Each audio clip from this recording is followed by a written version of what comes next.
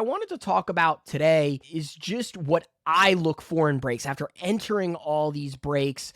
I'm not saying that this is the right way to break. It's just my preference and what my takeaways have been. This is GoodSellas, a podcast for collectors who want to learn how to sell the cards they don't want so they can get their hands on the cards they need. In every episode, we uncover the secrets collectors use to move their cards so you can sell more and sell faster. Let's get started. Hey, this is JB. I'm the CEO of Stack and your host for this episode of GoodSellas. GoodSellas is brought to you by Stack, an app where you can run and launch Stack sales directly from your phone. Using Stack, collectors will claim what they want from your sale, and then Stack will automatically reconcile who claimed what, send out your totals, collect payment, and create the labels so that after a sale, all you have to do is hit print and drop your package at the post office. On today's episode, and in the next episode, we'll be doing a two-part series on breaking, specifically Bowman. On today's episode, I'm going to go into what breaking is, and then I'm going to go through my takeaways from the breaks that I've been in. And in the follow-up episode, I'll have on a past guest, Brooks Hester, and we'll break down our successes and failures from breaking, specifically 2022 Bowman Chrome, and get a little into draft as well. It's just a product. I did a lot with Bowman Chrome. I opened 2 cases myself. I entered a ton of breaks, including Houdini's cheap fun breaks, run through blowout. I entered his 20 case break for a pick your player. So there's really a lot that I can go through from 2022 Bowman Chrome, and Brooks was heavily involved with it as well. So we'll have a nice conversation there. But today I'm going to do more just about what breaking is, what my takeaways have been from the breaks that I've entered. So let's start there. What is breaking in the hobby? Well, breaking in its most generic term is opening a box of cards. You break a box. And sure, there are personal breaks where you open a box yourself or have someone do a personal where they rip it for you, a rip and ship. There's tons of terminology and dialogue that's used. But what's typically referred to when someone says, I'm joining a break or I'm running a break, they're referring to what are called group breaks. A group break is where you have multiple people who have set a claim to one part of the box. So that might be a team, that might be a player, that might be a division, a conference, what have you. So if you have one box, let's say, of Bowman Chrome, and I have the Nationals, and Breaker XYZ opens that box, I get all of the Nationals cards from that box. So if there's 30 teams, there are 30 people. The breaker makes a little bit of a cut, so they mark every team up a little bit higher than what they paid for the box to equal a little bit higher than what they paid for the box. You get in at a lower amount than you would have had to pay for the box because you just want your specific player. So I'll get into the different types of breaks. So there's the random, which is everybody pays the same amount, and then it gets randomized. So you get a random team.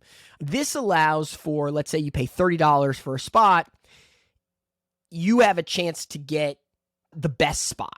You could also get the worst spot, one of the worst teams. I think in Bowman draft, the Marlins are like barely selling. They have barely any players. So you could get the Marlins in a random, or you could get the Orioles, who have the number 1 pick, Jackson Holiday. So that's a random. And then there are, and what I typically enter into, because I'm a Nationals fan, and what I've been entering into, and I'll explain in a second, is there is pick your team, or even pick your player, or then pick your division, pick your conference, what have you. So the most typical is pick your team. So the breaker will allocate a monetary value to each team. And then you can say, hey, I want the Nationals. So in Bowman Chrome, the Nationals had the cover boy, Christian Vaquero, the guy on the front cover of Bowman Chrome. So that was one of the most expensive spots in the break. So anytime I wanted to join a case break, and a case break is where they're breaking more than one box. A case of Bowman Chrome was 12 boxes. So 12 boxes would get opened in a case break, which is what I recommend joining. Single box break is just gambling at its highest. At least if you enter a case break, yes, it's more expensive, but you're giving yourself a wider net that you're casting. So you join a case break, you get all of the players from that team. So the Nationals typically were one of the most expensive teams. They are, again, in Bowman draft because of Elijah Green. So it's great because you can get your team or player without having to spend money to open a whole box. And, with Bowman Draft Jumbos coming out retail at $450, it might be the best way you can gamble to hit some low-numbered cards of your guys without having to break the bank. And for me, for years, I didn't do breaks. I opened my own boxes and graded everything at PSA because I could open a box, grade all the decent base rookies or prospects, and make a bunch of money back. But with base cards dying off as something you can actually resell, I've turned my attention to breaking a lot. It's also helped that the Nats, my team, finally have some prospects worth caring about. In 2022, it was great. So they made the trade of Soto for all those Padres prospects. So James Wood, who is one of the top prospects in Major League Baseball, was in 2022 Bowman. Christian Vaquero, the top international prospect, was in Major League Baseball, or top one or two, was in 2022 Bowman Chrome. And now Elijah Wood, who is one of the top prospects in Major League Baseball, I think he was number 4 pick in the draft, power hitting outfielder, is in 2022 Bowman Draft. So I had 2022 Bowman Chrome, and Bowman Draft, all with prospects from my team, the team that I collect. So it's been a fun year for me for breaks. I've entered a ton of case breaks, and that's what I wanted to talk about a little bit today. So like I said, on the next episode, I'm really going to analyze those breaks, how I did, what I opened, what have you, specifically with Bowman. But what I wanted to talk about today is just what I look for in breaks after entering all these breaks. I'm not saying that this is the right way to break. It's just my preference and what my takeaways have been, and what you'll see is what it comes down to in many cases. The whole reason that I'm building Stack is breakers taking care of collectors' time. We all have things outside of the hobby, families, jobs, etc. Anyway, enough disclaimers. I'm going to get into what my takeaways have been from joining, I don't know, at this point, watching probably 50 cases of Bowman get opened, maybe less, maybe like 35, from Bowman to Bowman Chrome to now Bowman Draft. So this is what I look for in breaks. I mentioned time is money, but money is also money. So the first thing that I look for is a competitive price on my team. For me, in Bowman Chrome, for a case, I was looking for around $300 for the Nats. Some people had them up $350, $375. That was going to be too high for me, and I would stop there despite anything else that you're going to see on this list. The second thing that I look for is good communication, right? I'm trying to see that it's a real setup. That's where I'm going to get a lot of the other things that I'm looking for in terms of shipping and, just a good setup and things like that. So I'm checking out, websites or social media, YouTube. How is this run?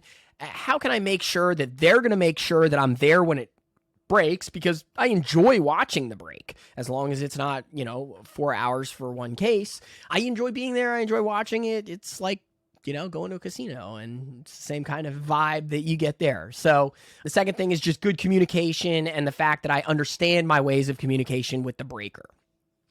Number 3, and this is a huge one for me that I really didn't even know was a thing until I started breaking a lot more, is that the breaker has their boxes ahead of time, or that they're at a minimum on the way.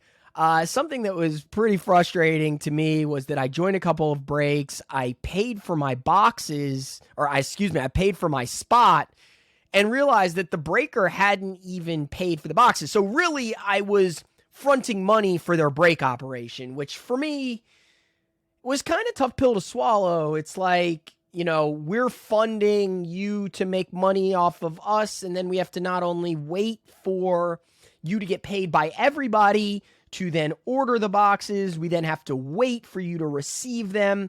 And all of this, a lot of times when I'm breaking, at least recently, I'm trying to break somewhere around release.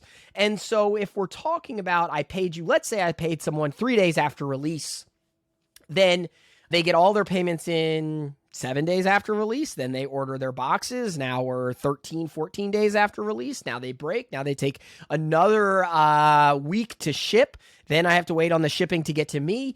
I mean, we could be talking about almost a month, which is what I saw, almost a month to get my cards in hand. And at that point, they've probably lost a lot of value. Because for those of you out there who know, and I'm sure most of the listeners do know, when you sell cards at release, they go for significantly higher amounts than they do 3, 4, 5 weeks after. So number 3 is that make sure that if you're buying breaks, make sure that your breaker has the boxes ahead of time. And I'm talking to breakers, from everyone I've talked to, and, I source these, I think it's 12 things that I have on here, but I've also talked to other collectors and other people who do breaks, kind of crowdsourced some of these. It really rubs people the wrong way, in my opinion, when you find out after the fact, you're hoping that this break happens today or tomorrow, and you find out it's not going to happen for a week. The next one for me really is personal preference, and I want to put that out there because I know that a lot of the younger generation of collectors enjoy some of these more extravagant breaks, some of the fire alarms going off and things like that. But for me personally, I don't want a circus. I see this much more as sitting at a blackjack table than Cirque du Soleil. I am not looking to see some sort of extravagant thing put on. I want to sit there. I want to watch someone open cards. I want to see if any of my cards get pulled. I'm looking for kind of a professional setup that's just going to say, hey, we're going to sit down. We're going to open cards. You're going to see what you got. Hey, if you want to say like bang or whatever, you're excited that you pulled something, that is great. I'm all for it.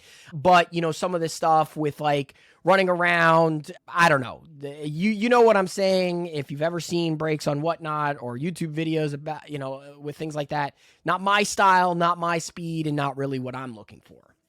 That leads me into the next thing, which is moving at a good speed. Like I said, I'm not looking for an entire show here. I'm not looking for Cirque du Soleil. So I'm looking for things to move at a good speed. When it comes to Bowman specifically, there's a ton of paper base in there. I think it's cool to go through it maybe once or twice, show some of the images. But after that, we can just move on and move those to the side immediately.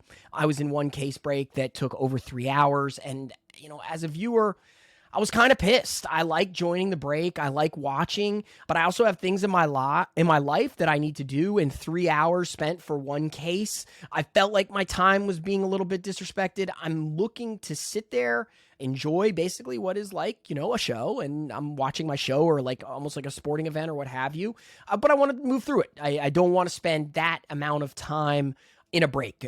From what I've seen, for the most part, people can get through a case in an hour, hour and a half. And I think that's pretty fair.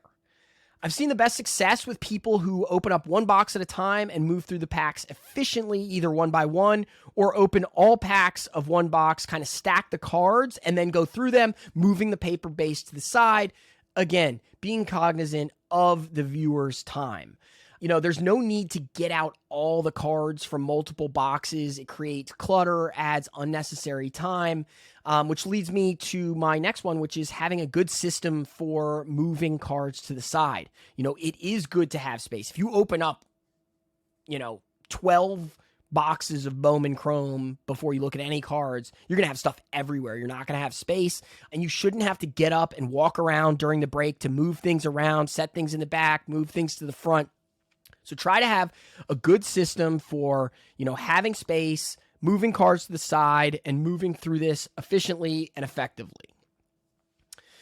The next one, again, definitely personal preference, because I know people are very concerned with how their card condition is going to come out. But I prefer if you only top load the big hits. I think it's fine to sleeve a card and move it to the side as long as you have space and the cards are safe. People forget that these cards are made in machines. Especially if they're autos, they've been shipped back and forth lots of times, not in sleeves. They've been in packs, in boxes, shaken around. They're not going to get damaged just because they're not in a top loader, especially if they're penny sleeved sitting on a desk.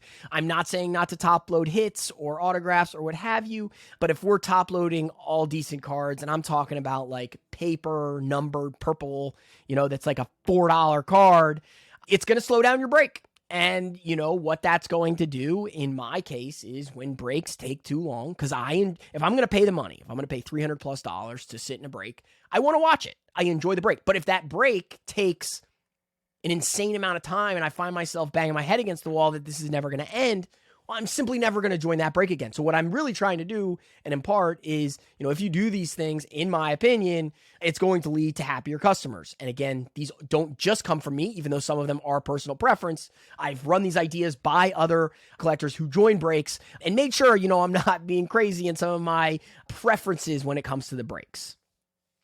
Next one for me is do not hold hits until the end. I'll get into this for two reasons, but I like the organic nature of cards being opened. I don't need you to say, all right, we're going to save, all of our hits for the end, and we're going to move it to the side. We're going to move it to the back. I like that process of you're halfway through a box and you say, oh, here's a gold auto of whomever. It's exciting. It keeps me interested and engaged the whole time. And think about it this way. If your break is 2 hours long, and an hour and 57 minutes of it for the viewer is crap, and I know that an hour and 57 minutes of it is going to be crap because you're going to hold all the good stuff for the end, why would I tune in? I'm just going to go watch the recap then. I'm not going to watch an hour and 57 minutes when I know you're holding all of the hits for the end. Show them as we go. We enjoy seeing that as collectors, as people who open boxes. I want to see continual excitement. What are we going to hit as you open this pack? Okay, this pack didn't have anything. Maybe organically everything waits to the end, and that really builds the energy of when is it going to get hit. But if you're taking things, moving it to the back, moving it to the end, I'm just not going to tune in. And I know that one thing that matters to breakers, of course, is, making money on their breaks. But another is their viewership. I know that you're trying a lot of times to drive YouTube subscribers. Lots of people are trying to get thousands of YouTube subscribers so that they have the ability to advertise on their YouTube channel to make a little bit of extra money, because breakers are playing a margin game. There's not a ton of money in breaking. You have to break at a very high volume to be able to make a lot of money. So a lot of times people are trying to find other avenues for success, which might be joining their own breaks and hitting big cards, which might be making money on breaks and volume, but also trying to get some of those ad dollars and get money for viewers. And I don't know enough about how YouTube pays, but I assume that the longer retention rate you have of an audience, the more money that you're going to make. And that may be short-term, long-term, I'm not sure. But getting people to be excited about watching you, I think, is valuable. And I will tune in longer if I know, hey, I don't know what's coming. I may see a huge hit at minute 7, minute 15, minute 37, or an hour and a half. I don't know. And then I'm going to want to watch. So, I think that it is doing a disservice to your viewer and to you as a breaker if you hold all of the hits until the end.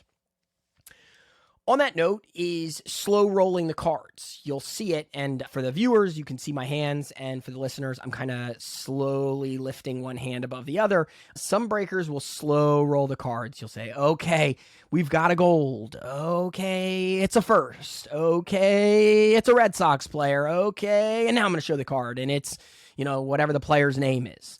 And for me, I think that takes a little bit of the fun out of it, of the, showing the card, because if you say, okay, it's gold, all right, we're all checked in. And I think for the most part, people are cool with like, hey, what color parallel is it? Because you're going to see, you can just see it. That gets people excited. But then when you say, oh, is it a first? And then you're like, oh, it's not a first. Well, now everyone's disappointed that it's not a first, because we're all hoping that it's our big, first Bowman. And then you say, oh, it's not an auto. Okay, so now it's not a first, and it's not, I do not care now at all. And then if you say, oh, and it's a Red Sox player, well, you have 30 people in your break, 29 of them just got unexcited, versus you show the card and everybody's like, is it my guy? Is it a first? Is it an auto? So in my opinion, we're all excited. Keep us excited. Show the card. It's a gold. All right, here it is. That would be my approach for showing it, and that's the one that I like the best, when breakers get you excited and then show you what the card is. The last, I got two more pieces here. One is quick shipping. I mentioned this earlier. If I'm buying a break on release, especially, it's key to get your consumers the cards fast. In some breaks that I joined that took 30 days to get back to me after release, some of my cards lost 50% of card value by the time they got to me. And I, again, on release, I just won't break with those folks because it cost me and it stinks. And I'm not going to, complain. I'm just not going to join the break again. And I think for breakers and the best breakers that are out there, you watch that their breaks go live and bam, they're sold out in no time. And those people are the ones who are able to really run effective breaks, get people to sell out. and then run volume as well and make quite a bit of money. And props to them. They have good operations. The last one here is, you don't need to know all the players. I don't expect every breaker to know every guy, but knowing the top 10 to 15 guys and probably pronouncing their names correctly, it does make for a better viewing experience. You're opening the product. People paid good money for it. It's a lot of times good if you know who the decent folks are. Look, I truly respect the work that breakers put in. I also respect the things these are my personal preference. Sure, I've bounced them off of some people. Some people have said, Justin, that doesn't matter as much to me. Other people have said, some of these things are more important to them than I even mentioned today. So, that's a little bit of what the crowdsourcing plus my personal preference has been. And on the next episode, like I said, I'm going to break down my approach that I took for 2022 Bowman Chrome. I did breaks. I ripped 2 cases. I'll talk about how I did, analyze some numbers, and get into, how I'm going to be selling it. That's it for today. Stay tuned for that next episode of GoodSellas. Thanks for joining me. Thanks for listening to GoodSellas. If you enjoyed this episode, make sure to follow along wherever you get your favorite podcasts. To learn more about the hobby and how to sell your cards faster and easier, visit us at stacksales.io. We'll see you next time.